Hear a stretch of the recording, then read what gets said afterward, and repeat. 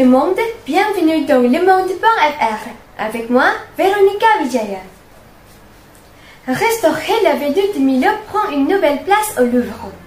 L'avenue de Milo, joyau grec du musée parisien du Louvre, désormais toute propre après une restauration de plusieurs mois, a été réinstallée au Louvre. Des examens sont relevés le détail de plusieurs restaurations précédentes.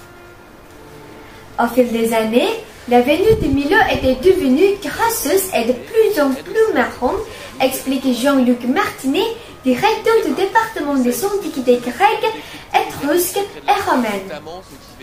Elle avait gardé des traces d'huile, des avants et des plâtres qui avaient été utilisés pour faire un moulage au XIXe siècle. Ces produits avaient vieilli, la poussière des ondes s'était collée dessus.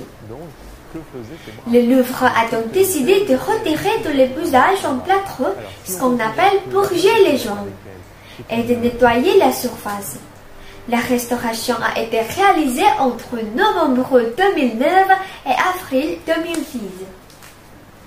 L'opération a permis de découvrir dans un bousage en plâtre réalisé sous les endroits un petit papier indiquant qu'il avait été réalisé en 1936. Le Louvre s'est également demandé s'il fallait rajouter à la statue le pied gauche en plâtre fabriqué pour elle au XIXe siècle, puis retiré plus tard. Finalement, il a été décidé de ne pas le faire. Le nez en plâtre a été déposé.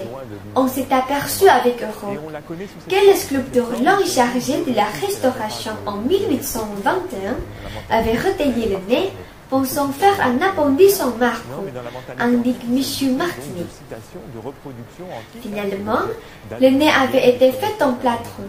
La commission de restauration a décidé de remettre le nez en plâtre car la cassure artificielle est affreuse, selon M. Martinet.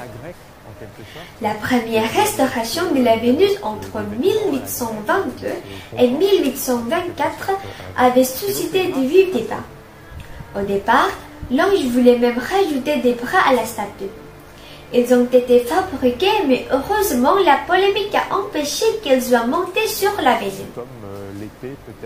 Star de collection du Louvre avec la Joconde, la Vénus est à présent installée dans une très grande salle réaménagée spécialement pour elle avant que les 6 millions de visiteurs qui défilent devant elle chaque année puissent l'admirer dans de meilleures conditions. Merci beaucoup et bonne journée.